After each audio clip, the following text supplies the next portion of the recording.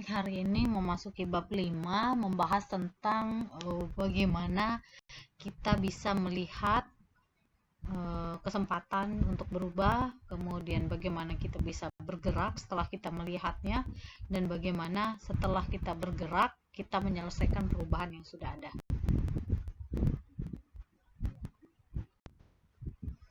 Nah, untuk menghasilkan perubahan yang dibutuhkan pertama itu adalah kemampuan untuk melihat ya.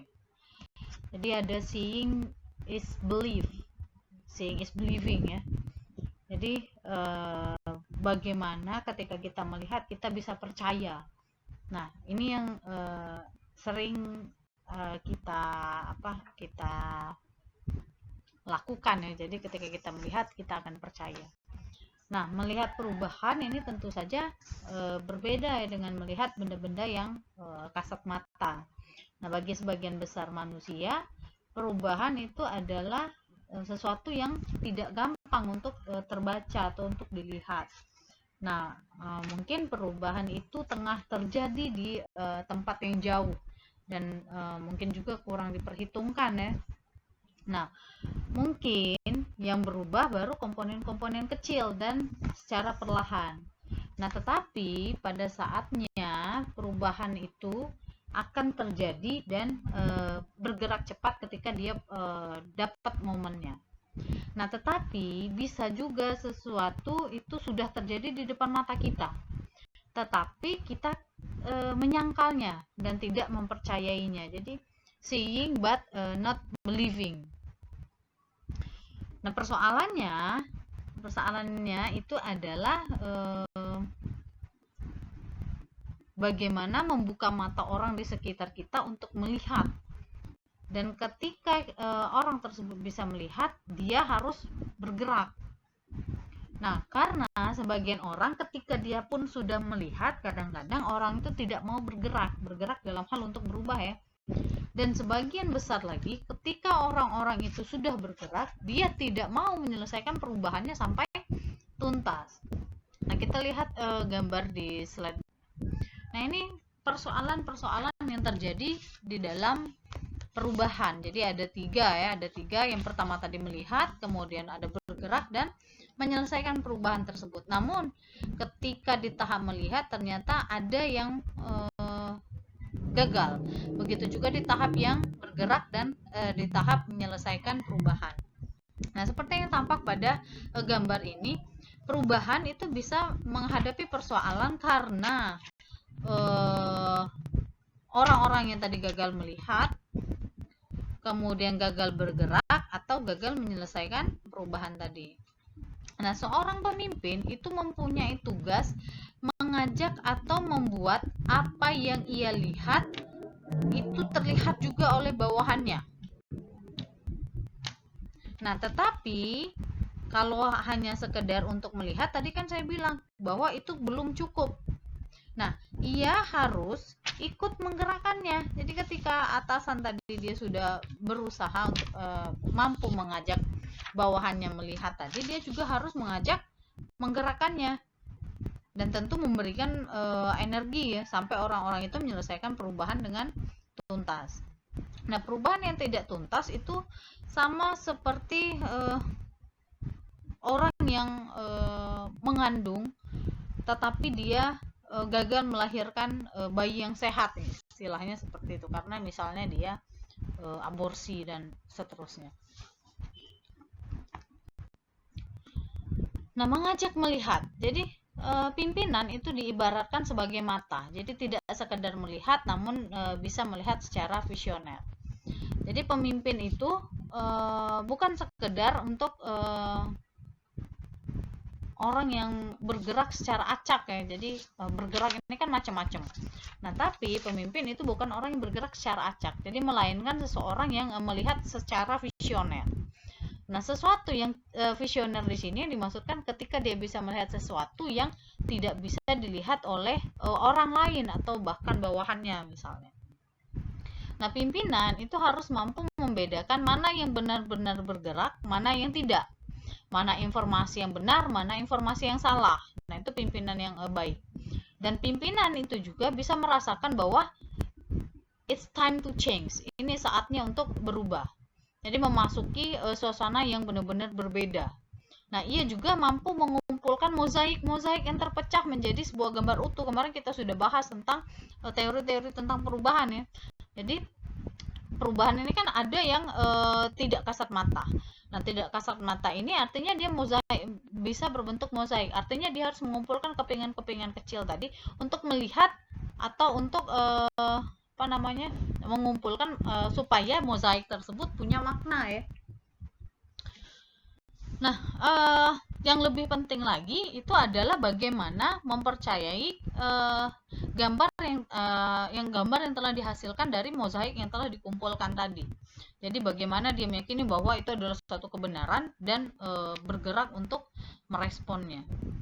Nah, sekarang pertanyaannya, bagaimana Anda mengajak orang-orang yang tadi belum melihat itu untuk bisa melihat apa yang Anda lihat? Dan mengapa susah sekali untuk mengajak orang-orang melihat? Nah, ada beberapa alasan mengapa orang-orang sulit untuk melihat. Yang pertama, alasannya yang pertama adalah tidak ada cahaya sama sekali. Tidak ada cahaya di sini artinya tidak ada energi untuk melihat dan bergerak. Jadi orang-orang yang hidup dalam kegelapan ini bergerak acak. Sama kayak kita berjalan di kegelapan. Kita tidak tahu arah jalan kita mau kemana. Kita mungkin maksudnya pengen ke kanan, tapi tiba-tiba kita sudah ada di sebelah kiri. Nah, artinya ketika gelap ini tidak ada arah yang jelas. Jadi kita tidak bisa bergerak sesuai dengan arah tadi yang kita inginkan. Jadi yang terjadi adalah bergerak secara acak. Nah, kemudian ketika tidak ada cahaya, tentu kita tidak bisa melihat keindahan. Jadi terkurung di dalam ruang yang tertutup rapat, tidak ada pergaulan, kemudian tidak ada interaksi.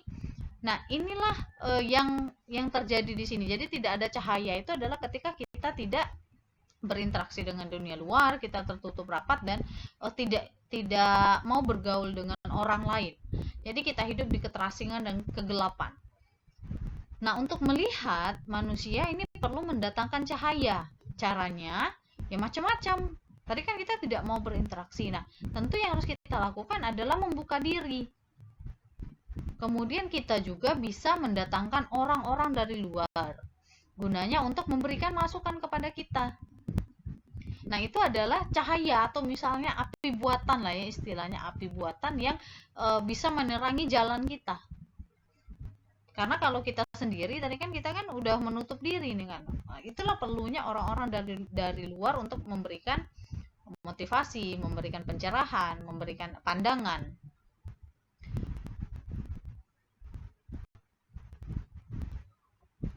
Nah, kemudian terlalu banyak cahaya. Nah, terlalu banyak cahaya ini apa yang terjadi? Yang terjadi adalah kita bisa silau.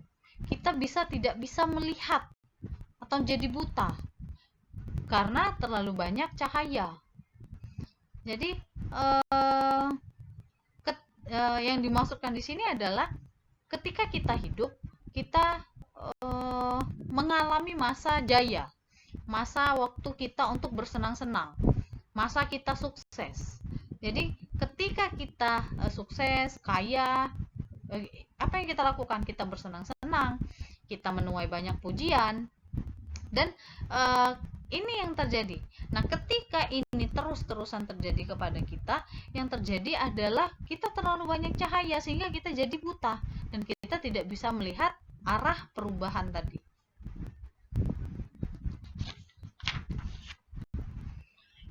Nah, kemudian yang peta yang salah. Jadi seseorang yang sedang berjalan ini bisa saja menelusuri suatu tempat dengan peta. Namun ketika dia berjalan tanpa peta atau bahkan peta yang salah, tentu dia tidak bisa mencapai tujuannya tadi. Sama kayak kalau kalian pernah menonton film Pencarian Harta Karun.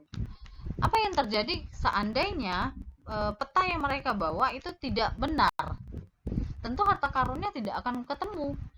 Nah, jadi sebuah peta ini yang mungkin dibuat oleh orang yang kurang berpengalaman, pemula, atau kurang cukup pengetahuan, ini biasanya memang dibuat oleh pesaing untuk menyesatkan. Nah, akibatnya Anda tidak bisa melihat perubahan yang sesungguhnya sedang terjadi. Jadi Anda tidak bisa menelusuri jalan yang benar untuk mencapai tujuan. Nah, seperti yang saya contohkan tadi, ketika kita menonton film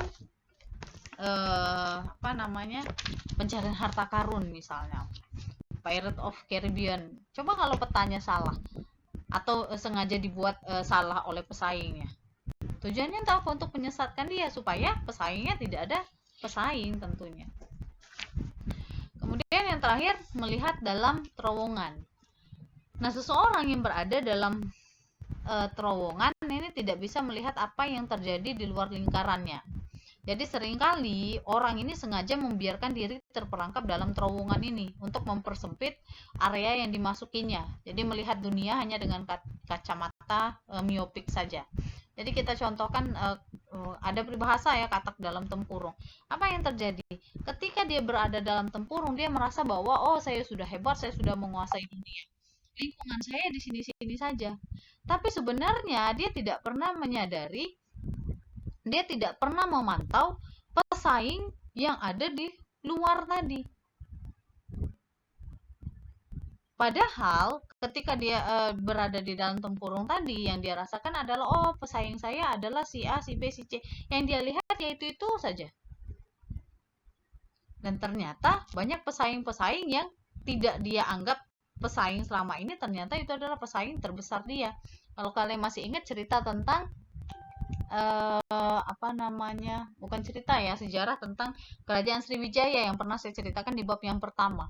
Apa yang membuat kerajaan Sriwijaya itu menjadi tumbang? Karena dia menganggap bahwa musuhnya pada waktu itu adalah Mataram dan Erlangga. Padahal pada saat itu musuh terbesarnya adalah bukan Erlangga. Kenapa? Karena pada saat itu kekuatan terbesar adalah kekuatan perdagangan, sedangkan Sriwijaya tidak punya kekuatan perdagangan pada waktu itu. Nah, ternyata musuh terbesarnya adalah Cina, bukan Mataram atau Erlangga, karena Cina punya kekuatan perdagangan pada waktu itu. Oke, membantu atau mengajak orang lain melihat. Jadi, jika hanya seorang pemimpin yang melihat, bagaimana bisa mengharapkan perubahan itu terjadi? Black and Gregerson tahun 2002 ini menemukan 3 cara yang dapat dipakai untuk mengajak orang melihat. Yang pertama, menciptakan kontras yang tajam. Yang kedua, menciptakan konfrontasi yang efektif. Dan yang ketiga, menggabungkan keduanya. Nah, yang pertama, menciptakan kontras. Ini yang pernah dilakukan oleh Martin Luther King.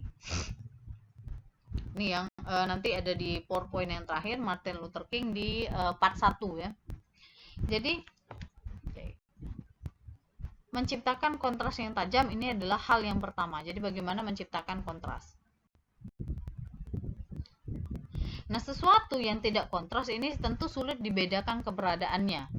Jadi itulah sebabnya yang membuat orang-orang terlalu intens berada di sebuah komunitas.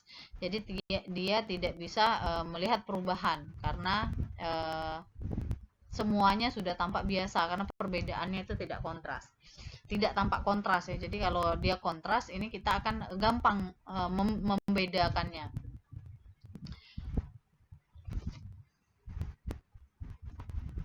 Nah, kadangkala kita tidak menyadari karena tidak ada kontras tadi. Misalnya kita contohkan, kita lihat, mungkin kalian pernah juga baca cerita tentang katak di dalam tempurung ya.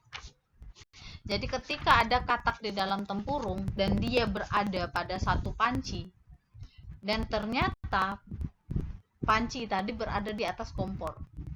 Kalau air dimasak, dia awalnya dari air dingin, kemudian dia sedikit-sedikit suhunya menjadi naik. Dan tanpa disadari, katak tadi tidak merasa bahwa terjadi perubahan suhu di airnya tadi. Ternyata dia mati di dalam tempurungnya. Nah, itu yang sering terjadi. Jadi kita tidak menyadari karena perubahannya tadi tidak kita pahami bahwa sebenarnya sudah terjadi perubahan. Nah, karena tidak ada gejolak, tidak ada sesuatu yang kontras, ini yang terjadi, kita tidak menyadari. Coba kalau misalnya kataknya tadi disiram pakai air yang benar-benar langsung panas, tentu dia akan menyadari karena itu kontras, perbedaannya sangat kontras. Tapi ketika dari air yang dingin kemudian dimasak menjadi air yang panas, tentu akan yang pertama adalah fokus. Jadi cara untuk cara untuk menunjukkan kontras yang pertama itu adalah fokus. Jadi fokuskan dua perbedaan secara mencolok. Jadi jangan lebih, hanya dua saja. Jadi tanyakan pada orang-orang Anda mengapa keduanya ini berbeda. Dan kemudian mintalah analisis mereka mana yang lebih baik. Nah, kemudian yang kedua, menghindari penyajian yang kompleks. Nah, penyajian yang kompleks hanya membuat orang bingung dan sulit menangkap esensi sebuah pesan. Nah, yang ketiga, piknik. Nah, piknik ke luar negeri, mengunjungi pasar atau produsen di negeri orang atau di perusahaan milik orang lain, ini bisa menimbulkan gambaran yang kontras antara kita dengan mereka. Nah, yang berikutnya adalah pengalaman. Nah, bawa orang-orang Anda, jika Anda di dalam satu perusahaan ya, untuk mengalami sendiri sesuatu yang berbeda di tempat yang lain, atau bawa orang-orang baru dari dunia lain untuk melakukan sesuatu di tempat Anda. Nah, kemudian yang terakhir adalah Pareto. Nah, Pareto itu adalah skala Pareto ya, skala berdasarkan kepentingan. Jadi dalam bisnis berlaku hukum Pareto 80/20. Jadi fokuskanlah pada perubahan 20%, kemudian memberikan kontribusi terbesar 80%. Carilah penyebab kerugian terbesar atau pemberi kesempatan terbesar yang biayanya tidak terlalu besar. Nah, dengan menunjukkan satu atau dua penyebab. Nah, Anda bisa memperbaiki semuanya secara bertahap dengan menggunakan hukum Pareto. Nah, ini untuk konfrontasi. Jadi kita menggabungkan kontras dengan konfrontasi ya. Jadi cara terbaik untuk memperlihatkan perubahan ini adalah dengan menggabungkan kontras dengan konfrontasi. Jadi kita bisa lihat di gambar ini, sesuatu yang tidak kontras atau kontrasnya rendah, yang perubahannya tidak kasat mata, yang terjadi hanya sekelebat, kayak hantu ya, sekelebat datangnya. Nah, sering dianggap sebagai sesuatu yang nggak penting. Jadi kita bisa lihat nih, yang kontrasnya rendah, yang konfrontasinya rendah, ini biasa dikenal dengan istilah tong sampah. Kenapa? Karena dia tidak dianggap penting. Nah, ada sesuatu yang kontras, jadi kontrasnya tinggi. Ini kita bisa lihat di bagan ini, di mana kontrasnya tinggi, kemudian konfrontasinya rendah atau dia hanya datang sekelebat tadi, namun dia kontrasnya tinggi. Ini hanya akan menimbulkan kejutan sesaat. Nah, disebut dengan parade. Jadi kalau kita lihat parade atau karnaval atau pawai, biasa kita kenal dengan istilah pawai, ini sesuatu yang mencengangkan, sesuatu yang menarik. Jadi banyak sekali antusias ketika ada parade atau pawai atau karnaval tadi. Namun ketika parade itu berlalu, itu akan segera menghilang dan digantikan oleh parade-parade yang berikutnya. Jadi dia memang konfrontasinya rendah, namun kontrasnya itu tinggi. Nah, kemudian kita lihat di konfrontasi tinggi namun tidak kontras atau kontrasnya rendah. Nah, ini akan tampak seperti barang-barang yang sudah lama atau sudah tua, makanya dia disebut sebagai sepatu tua atau sepatu lama. Nah, sepatu lama ini hanya ditaruh di sudut ruangan saja. Nah, Anda sebenarnya setiap hari bisa melihat sepatu tua ini tadi karena dia ditaruh di sudut ruangan. Namun, Anda hanya merasakan kehadirannya saja. Jadi tidak kita kan nggak pakai lagi nih sepatu tuanya, hanya bisa merasa bahwa oh sepatu tua ini ada. Nah, kemudian sesuatu yang bisa membuka mata ini justru datang dari situasi di bagian atas ini, yaitu terobosan. Jadi ketika konfrontasi tinggi dan kontras tinggi, ini disebut dengan terobosan.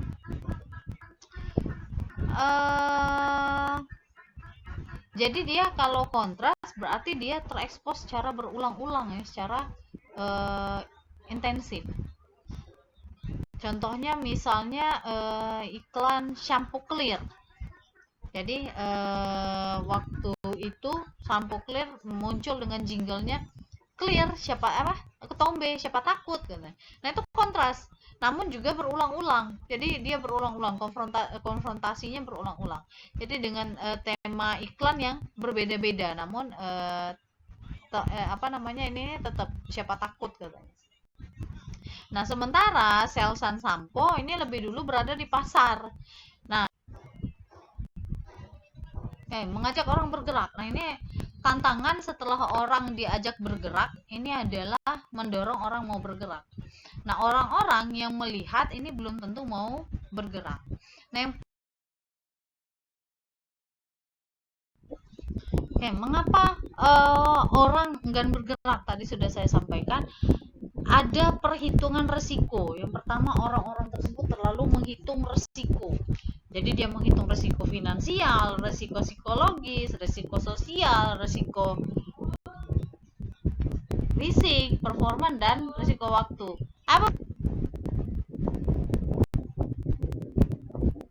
Nah, ada berbagai jenis resiko yang harus ditanggung oleh seseorang.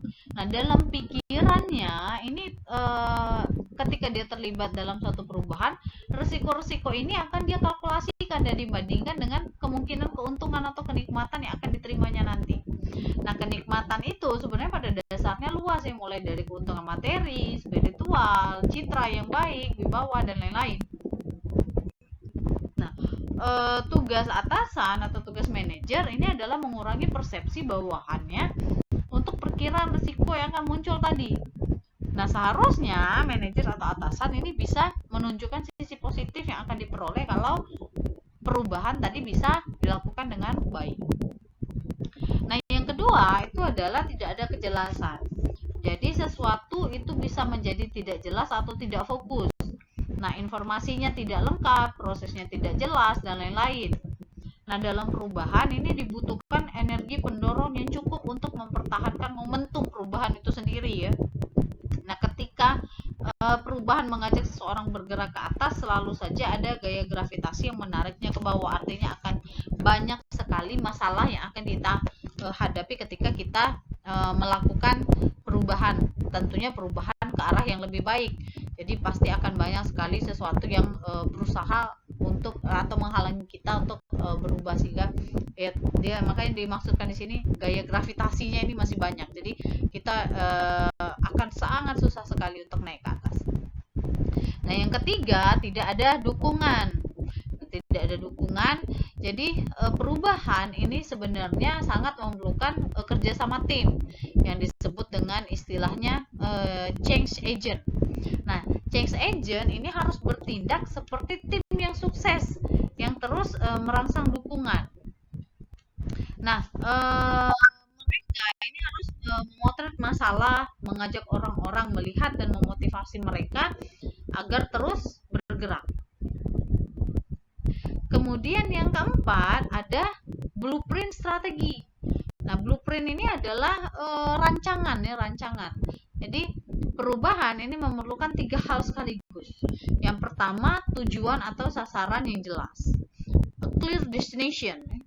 Kemudian yang kedua, peralatan atau dukungan sumber daya yang memadai, resourcesnya harus ada. Dan yang ketiga, tentu kaitannya dengan imbalan atau reward yang memadai, misalnya dalam bentuk insentif maupun dalam bentuk bonus. Nah, blueprint strategi ini merumuskan semua keperluan yang ada tadi, tujuan, peralatan, sumber daya, serta imbalan. Karena ada rancangan tadi di sana yang saya sampaikan tadi.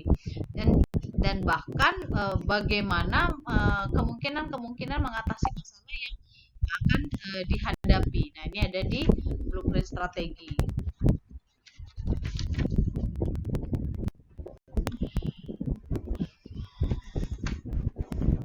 Ini macam-macam resiko. Jadi saya sudah sampaikan ada macam-macam resiko yang diperhitungkan. Jadi ada resiko finansial, resiko psikologi, resiko sosial, resiko fisik, resiko performa, dan resiko waktu. Nah, kemudian mengajak orang menyelesaikan perubahan. Nah, seseorang yang melihat tadi kan belum tentu akan bergerak, dan mereka yang bergerak tadi belum tentu memiliki daya juang untuk menyelesaikan perubahannya. Nah, seseorang bisa tidak menyelesaikan perubahan karena beberapa alasan. Yang pertama, misalnya karena dia letih. Yang kedua, atau karena dia kehilangan kepercayaan.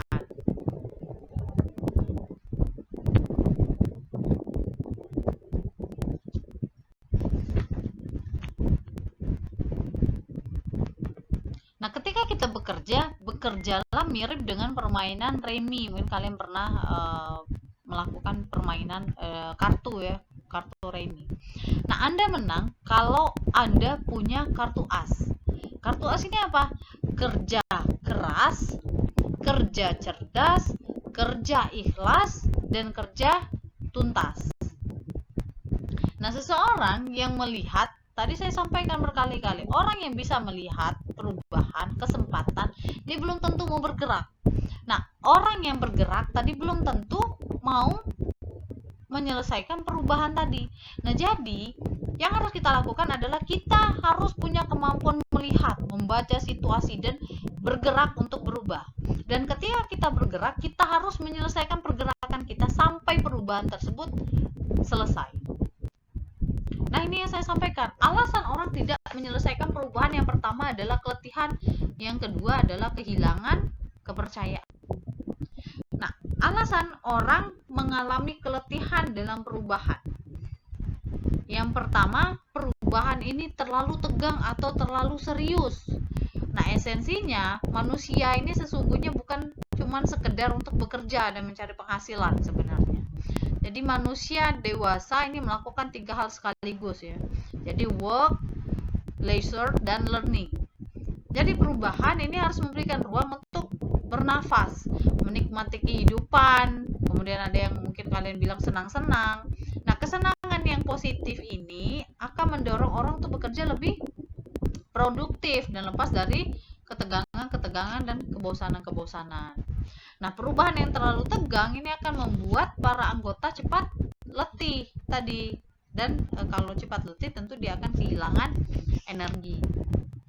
Nah, yang kedua, terlalu sering berubah. Nah, perubahan memang tidak selalu menjamin satu keberhasilan ya. Jadi, yang mungkin, sangat mungkin bahkan untuk perubahan yang dilakukan itu adalah menuntut langkah-langkah perubahan selanjutnya. Namun, perubahan yang terlampau sering ini juga membuat orang merasa kehilangan arah. Jadi, berubah boleh, namun ya tentu tidak terlalu sering. Kemudian berikutnya perjalanan yang panjang. Nah, perjalanan panjang ini membutuhkan rest area, yaitu titik-titik untuk melakukan istirahat ya, dan melepaskan diri dari kepenatan. Kita aja kalau jalan itu kan di jalan tol misalnya ada rest area. Tujuannya tahu apa? Untuk tempat orang istirahat, untuk tempat orang mengisi bahan bakar, baik bahan bakar kendaraan maupun bahan bakar manusia. Kita bisa makan, istirahat, kemudian ada toilet dan lain-lain. Nah, di sanalah tempat kita beristirahat untuk mengisi kembali energi.